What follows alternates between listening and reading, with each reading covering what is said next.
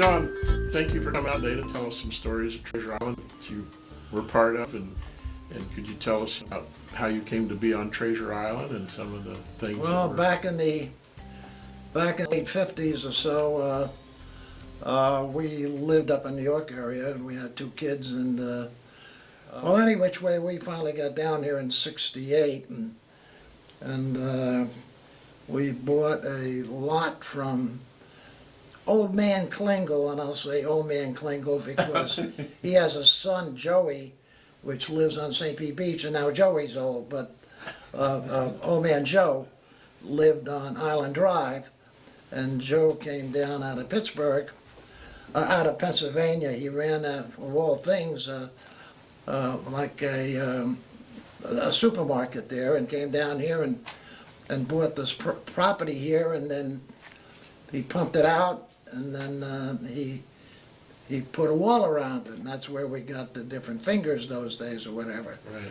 So Joe was responsible for Treasure Island Tennis and Yacht Club and those other fingers there, Island Drive and Marina Terrace and so forth, etc. So I was the 3rd house built on Island Drive. Oh, okay. And Dave Coover from the, what's the name of the fish house he owns Middle here? Grounds. Mill Grounds, Davey owns that. Well, David had the 2nd house on the block is because he was married to Joe Klingel's daughter, who was a developer at the time. Right. So that's how that came about. And then, well, as time went on and things were really bright those days, it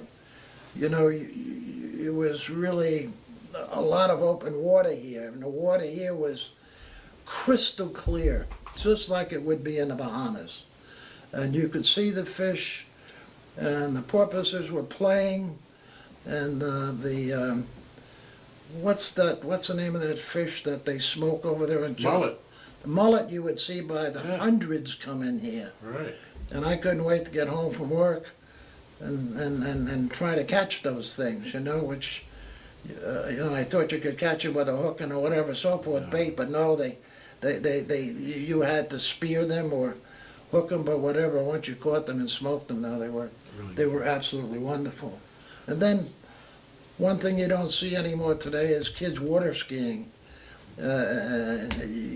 Those days, that was a great sport here, and they weren't interrupted on the different fingers. Now, if a kid goes water skiing down a finger here, it gets reported to the police, and the police will stop them because it's rocking the boat at somebody's house. Right. But it's not a very big sport today anymore, as far as I can see. Then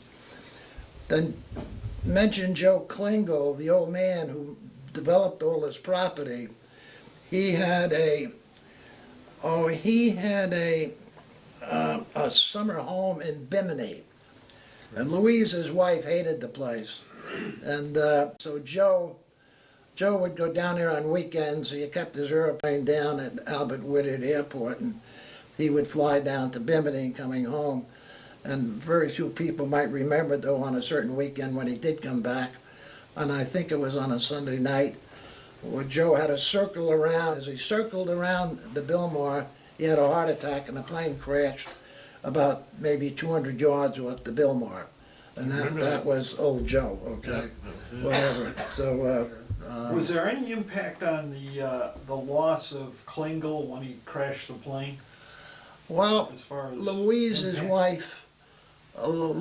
wife lived in the house for a bit, and then Old Man Joe owned the property where those tennis courts were, and I think the property underneath Navy where the condo was. I'm not sure, but I think that was sold, and Louise, his wife, moved into one of those condos there.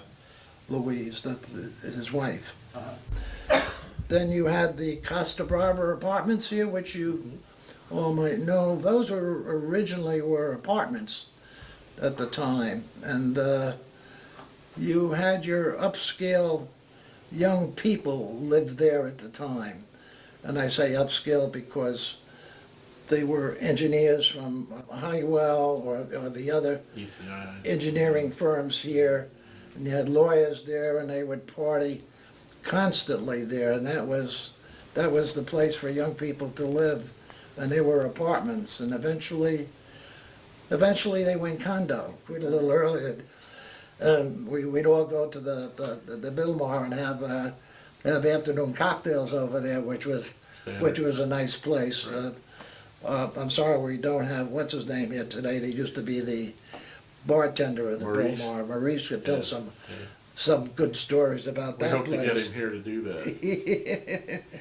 Then, if anybody remembers Sunset Beach, many years ago you wouldn't even want to live on Sunset Beach because you had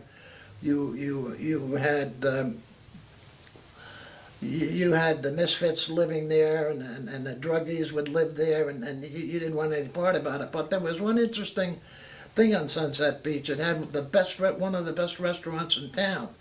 That was I can't remember the name of it. Penguin. It was the Penguin, the old Penguin, the wood one, not the one that was built after the storm. Yeah. And I forget the name of the owner of it. Winston Hunter. Winston Hunter. Hunter would be feeling no pain on a Friday and Saturday night, and there was a push cart where he had the prime rib there, and people would come in that place, and they would be in evening gowns, they'd be in bathing suits, they'd be in tuxedos, they'd be in almost anything going in that place.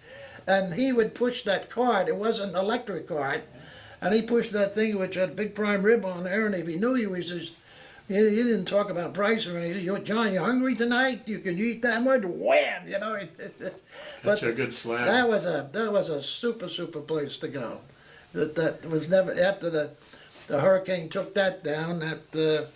That went with everything. You know. So, that's about, you know. There's probably a lot of other things that I tried to write some things down or whichever, and that's. Any questions you might have, ask me. Well, I think you covered a pretty good spectrum there, and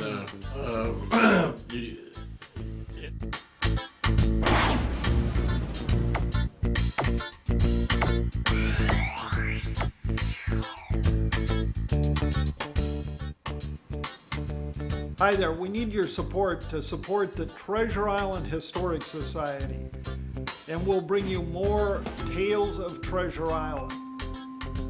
Those people are great. They send us pictures and memorabilia and tell us about things that happen on the island, and we're able to go out and find the people that can tell you the real stories of the tales of Treasure Island. So support the Treasure Island Historic Society, and we'll bring you more tales of Treasure Island.